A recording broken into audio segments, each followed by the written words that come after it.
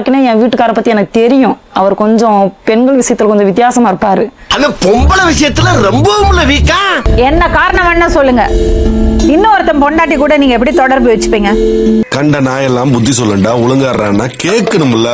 ஏதாவது ஒரு பொண்ணு தெருவுல வந்து நின்னுட கூடாதே பொண்டாட்டி ஆக்குறதுக்கு தான். அப்படி இல்ல. அப்புறம் அப்படியெல்லாம் இல்ல. அப்புறம் என் தங்கச்சி கல்யாணம் பண்ணி வைக்கிறது இன்னொருத்தருக்கு. அது அனாவசியம்.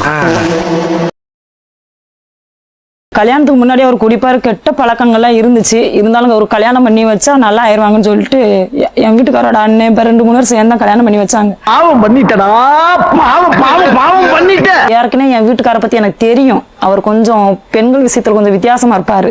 அந்த பொம்பளை விஷயத்துல ரொம்பவும் வீக்கா.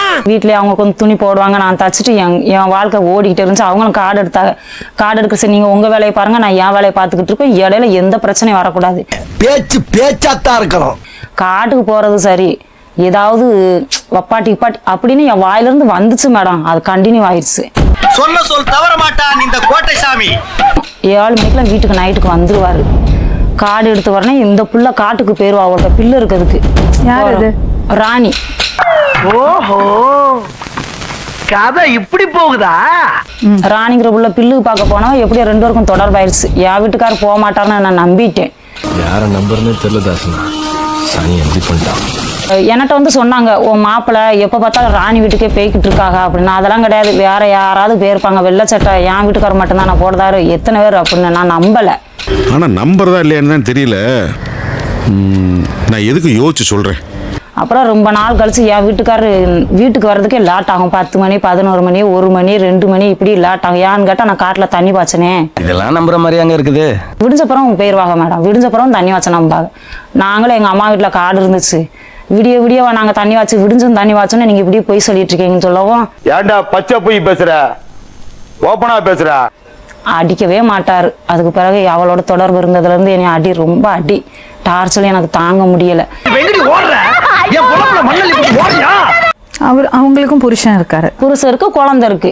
7 படிக்கிறான் அந்த பையன். என்ன எழவியாது போயிட்டாங்க. நான் பின்னாடியே தான் போய், அந்த வீடு தெரியாது, இன்னொரு பொண்ணுகிட்ட கேட்டேன் அந்த புள்ள வீடு எங்க இருக்குன்னு. காட்டிட்டாங்க.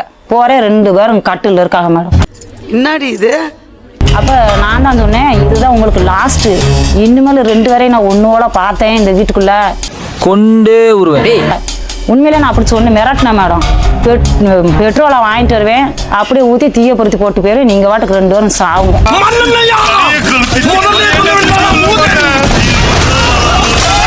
வீட்டில் வந்து பார்த்துக்கிட்டாலே அப்படின்னு காட்டில் போய் தொடர்பு இருந்திருக்கு. காட்டில் தொடர்பு இருக்கும். ரொம்ப முத்திக்கிடுச்சு மேடம். இவ சாப்பாடை கொண்டு போக கொடுக்க என் வீட்டில் வந்து சாப்பிட்றதுலாம் கிடையாது. நான் கேட்டா நான் சுந்தரமூர்த்தி வாங்கி கொடுத்தாரு, ஹோட்டலில் சாப்பிட்டேன், அங்கே சாப்பிட்டேன், இங்கே சாப்பிட்டேன்னே சொல்லிட்டாரு. வெறும் பொய்யா சொல்லிக்கிட்டு தெரியலாம். ரெகுலரா 2 பேருடைய அட்டூழியமும் ரொம்ப பெருகி போச்சு. இன்னும் என்ன பண்ண இவங்களா, நம்ம சொல்லி பார்த்தேன் திருந்தலையே அப்படின்னு சொல்லிட்டு போலீஸ் ஸ்டேஷன்ல போய் கம்ப்ளைண்ட் கொடுத்துட்டேன் மேடம். புடிச்சு ஜெயில போடுங்க சரவண. அப்ப எங்க மச்சான் எல்லாரும் என்ன சொன்னாங்க, இவ குடும்பத்துல இருக்கா, நீ வந்து இப்படி போலீஸ் கூப்பிட்டு வந்தது தப்பு, இது ஒரு தடவை நம்ம வான் பண்ணி விட்டுருவோம் அப்படின்னு சொல்லிட்டு அந்த இடத்துல வான் பண்ணி விட்டுட்டாங்க. நல்லா இருப்படா போடா, உன்னெல்லாம் ஒண்ணும் பண்ண முடியாது. வான் பண்ணி விட்டுட்டாங்களா மேடம். அதோட இருக்கலாம்ல. அதுக்கு பிறகு ரொம்ப தொடர்பு ரொம்ப நெருக்கமாகுது. ஐயோ, மீண்டுமா இவர் இன்னுமேல் என்னை ஸ்டேஷன்ல விட்டுட்டேலாம் நான் இங்க இருக்க மாட்டேன் அப்படின்னு அவர் சித்தப்பா வீட்டுல போய் மேல மாடியில இருந்துகிட்டாரு. என்ன பழக்கம் அது? அவன் அங்க இருக்கட்டும், கொஞ்ச நாள் மனஸ்தாவும் கொஞ்சம் கஷ்டமா குறையவும் உங்ககிட்ட வந்துருவான். எங்க வீட்டுக்கு அங்க பிள்ளையெல்லாம் கெட்டு போயிரும் அப்படின்னு. நான் ராணியை 2 வருஷத்துக்கு 3 வருஷத்துக்கு கூட்டிட்டு வருவேன். நீ அக்கா தங்கச்சி மாதிரி 2 பேரும் இருந்துக்கணும் சம்மந்தமா அப்படின்னாங்க. அந்த வீட்டுல ஒரு கட்டை மாதிரி சின்ன கட்டை கிடந்துச்சு. எடுத்து ஒரு அடி அடிச்சு போட்டு வந்துட்டேன் நானு. நீ திமிர பேசாதா அப்படின்னு நான் வந்துட்டேன். உள்ள கைய முறுகிட்டு நெஞ்சில குத்துறாயா, அந்த குத்துறா. இது என்னைக்கு இருந்தாலும் நம்ம புருஷன் நம்மளை தேடி தானே வருவாங்க. நமக்கு 2 பிள்ளை இருக்குல்ல, அவளுக்கு தான் புருஷன் இருக்கு, புள்ள இருக்குது, கொஞ்ச நாளே தானே விட்டுருவாங்க அப்படின்னு நான் நினைச்சிட்டு நம்பாட்டி இருந்துட்டேன் மேடம். நானு அங்கதான் நாங்க கதையில ஒரு ட்விஸ்ட் வச்சிருக்கோம். அங்க கொண்டே வச்சீங்க. இது ரொம்ப முத்தவும் என்னால பார்த்து நீடிக்க முடியல. நான் அம்மா வீட்டுக்கு போயிட்டேன் மேடம். நான் கூட்டிக்கிட்டு ஒரே பிள்ளைன்னு பாசமா வளர்த்தியே, இப்படி வாங்கி அரைஞ்சு போட்டானே. அங்க போகவே இவன் என் வீட்டுக்கு வந்துட்டான். வீட்டுல அடிச்சா யாருக்கிட்ட வீட்டுல அடிக்கிறீங்க? அம்மா வீட்டுக்கு போயிட்டு வந்து 2 நாள், முதல் நாள் தூங்கியிருக்காங்க, மறுநாள் நைட்டு தூங்கியிருக்காங்க, மூணாவது நாள் நைட்டு அவள் வீட்டில் போய் மெத்துல தூங்கியிருக்காங்க மேடம் 2 பேரும். உன்னை என்னதான்டா பண்றது? அவள் புருஷன் கேரளா போயிட்டான் போலக்க, வந்திருக்கான் பார்த்துக்கிட்டான். பார்த்து இவங்களையும் அடிச்சு விரட்டியிருக்காங்க, அவளையும் அடிச்சு பிச்சு.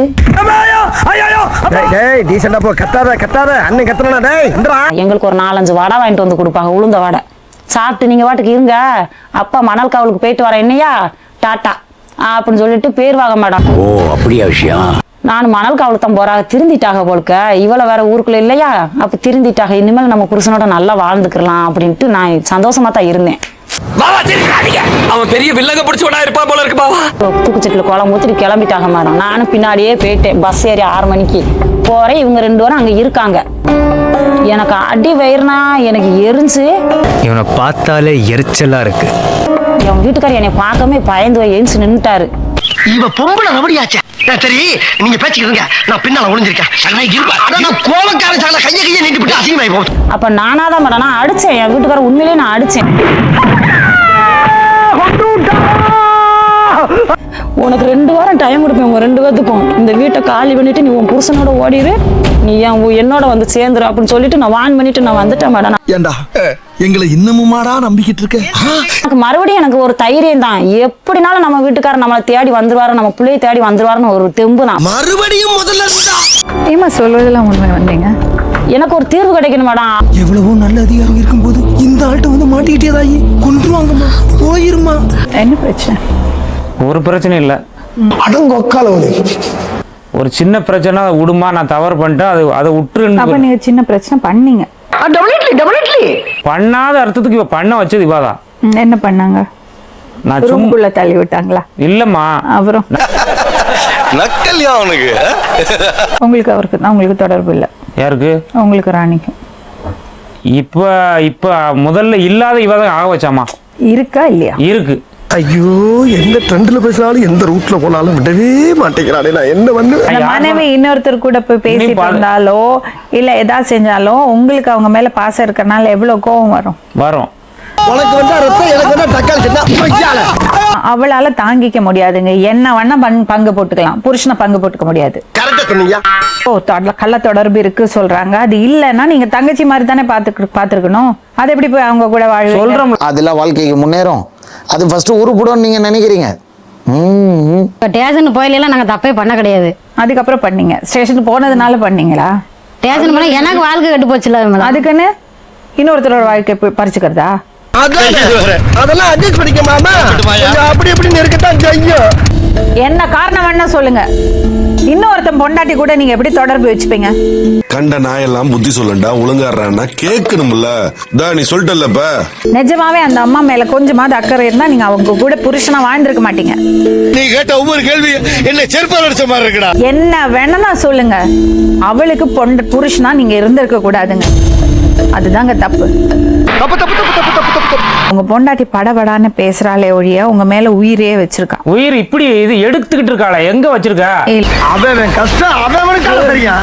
ஏதாவது ஒரு பொண்ணு தெருவுல வந்து நின்னுட கூடாதே பொண்டாட்டி ஆக்குறதுக்கு. அப்படியெல்லாம் இல்லம்மா, அப்படி இல்ல. அப்புறம் அப்படியெல்லாம் இல்ல. அப்புறம் என் தங்கச்சி ஆக்கி கல்யாணம் பண்ணி வைக்கிறது இன்னொருத்தருக்கு. அது அனாவசியம்.